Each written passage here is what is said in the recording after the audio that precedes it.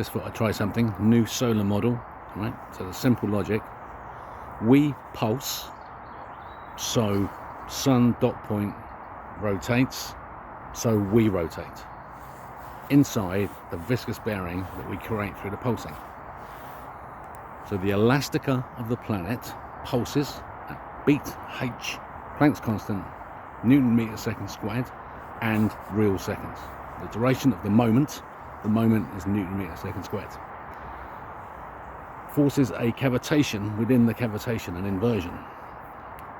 And so the surface of water that we see is inverted and to the ionosphere. That space is created by the pressure of the pulsing of the elastica of the planet. And it's really finely balanced. And at the moment, with the tectonic plates, it shows that the center of the planet, where the elastica is concretized slabs, and so the expansion is occurring in the cracks. And it's wasting all the heat, and it's really super inefficient way of having a concrete planet. Because what you want is the dilation effect of sand, quicksand, that you stand on it and it dries. So you have chips, aggregate chips, with spherical force fields of dilatancy around them. When you stress it, its strain response is negative. Negative Poisson's ratio, volume increases, and that's negative vacuum energy force of the matrix, the dilatancy spaces within the spheres of grains of Reynolds mechanical ether of kinetic elasticity.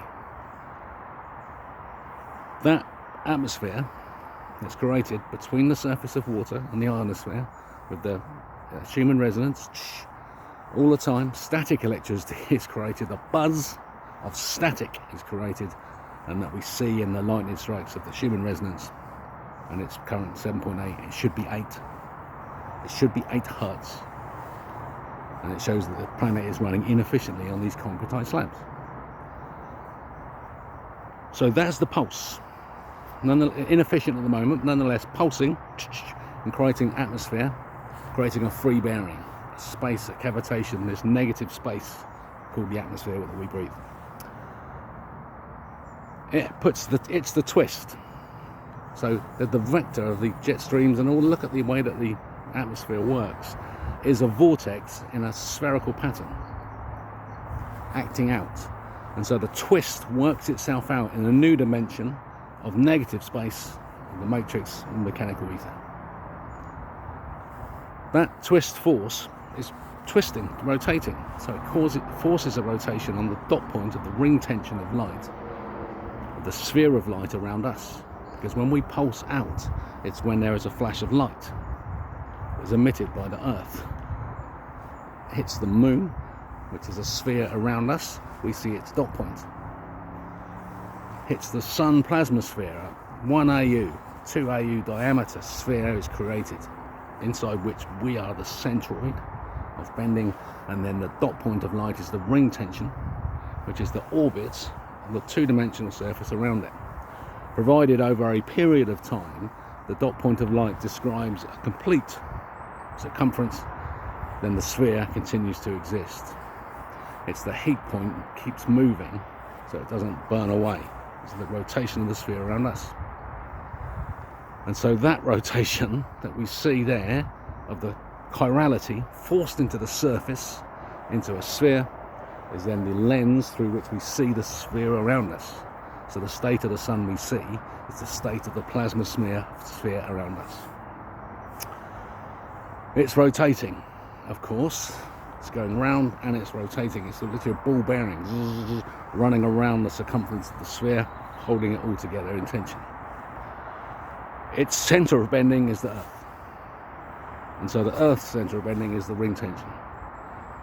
And so now you see it's the light expanding to the point of the plasma sphere. Light does a full rotation because the viscosity of the heat is emitted inside the sphere from the dot point of light where all the heat comes in. And that's the heat, that's the neutrinos, that's the twist energy coming to us. Should be given to us, not captured in tanks. And so that rotation then causes the pulsing entity at the center of the centroid of the sphere to rotate as well. And then the whole thing is running together, isn't it, as a clock, which we've always known. Okay?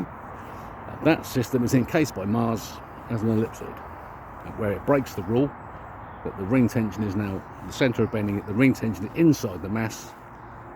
The centroid of bending has become the ellipsoid. It's more stable, and so the ring tension is now inside, and it's a separate dimension. And so Mars is the final outer surface that encompasses this two-body system, and then from there it spheres again till you get to Saturn. And now you see the ring tension broken in the disks and the hexagon at the top.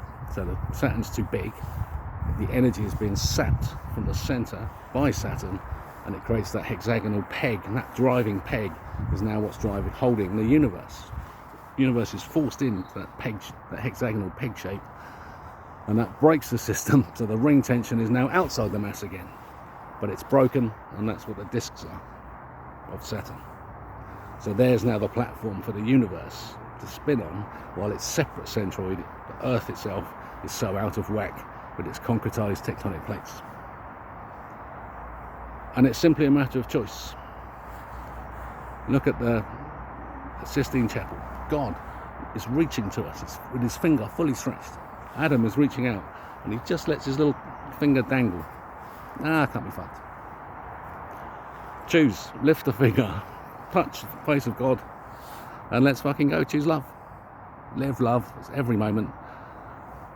Live as Christ as your king, and watch what happens to the planet. We fix it, and suddenly everything's all right. Imagine that. Imagine you woke up tomorrow and someone had solved everything, and actually everything was all right, and more than all right. Fucking wonderful. Fucking wonderful that the Satanists who run the planet lose, and they're on trial, they're seen, and they're tried, and there's justice. This truth brings justice, and with justice comes peace. With peace comes happiness and love, and laughter and music and fun and sunshine.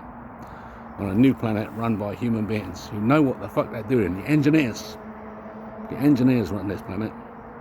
If you let us run it with love, see what we can do. Welcome to the future. Fade out.